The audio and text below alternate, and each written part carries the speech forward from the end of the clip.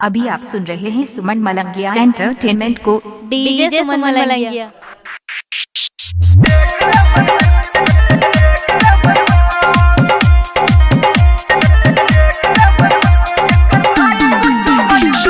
DJ Umesh, Sukhipur Bazar, presented by Maa music recording studio Ladaniya. DJ Suman Deewana. DJ बजाबो भैया, base बढ़ाबो भैया, नाचते छौरी छमा छम। डीजे बजाबो भैया, बेस बढ़ाबो भैया, नाचते छौरी छमा छम। एकर माई कुछो बजते तो देख लेबै हम, एकर बहिन कुछो बजते तो देख लेबै हम, एकर भाई कुछो बजते तो देख लेबै हम, एकर बाबू कुछो बजते तो देख लेबै हम। सुमन मलंगिया।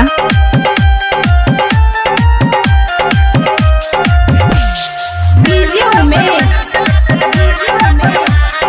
सुखीपुर बाजार, सुमन मलंगिया। डीजे सुमन खाए अजीपुर गाँव मलंगिया।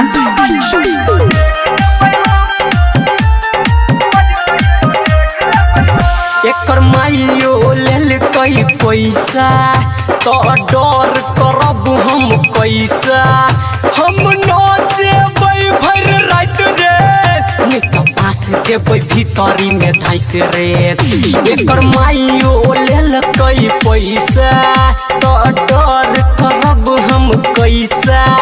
हम नचेबै भर रात रे, नहीं तो बस देबै भीतरी में धाइस रे।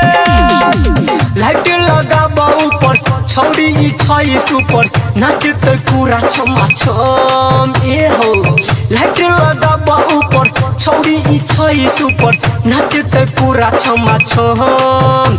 एकर माई कुछो बजते तो देख लेबै हम, एकर बहिन कुछो बजते तो देख लेबै हम, एकर भाई कुछो बजते तो देख लेबै हम, एकर बाबू कुछो बजते तो देख लेबै हम। Presented by Maa music recording studio Ladaniya. DJ Umesh, Sukhipur बाजार,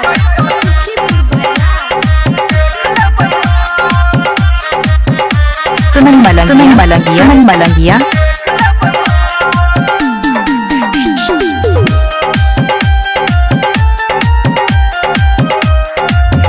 पहिर के छोटका घघरी, देखा नहीं अपन टंगरी, नखरा नहीं करहे कैसहरम, मुड देखी सबके छै गरम।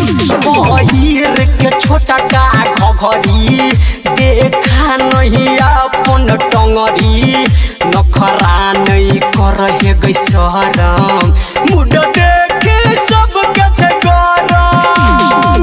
देखा भला ठिहुरा, मजा उठाब पूरा, पिया बियर राम। देखा भला ठिहुरा, मनुआ के हाल छे बुरा, कहै छ संदीप सुमन। एकर माई कुछो बजते तो देख लेबै हम, एकर बहिन कुछो बजते तो देख लेबै हम, एकर भाई कुछो बजते तो डीजे सुमन मलंगिया मधुबनी। डीजे सुमन मोबाइल नंबर 8882452308 है।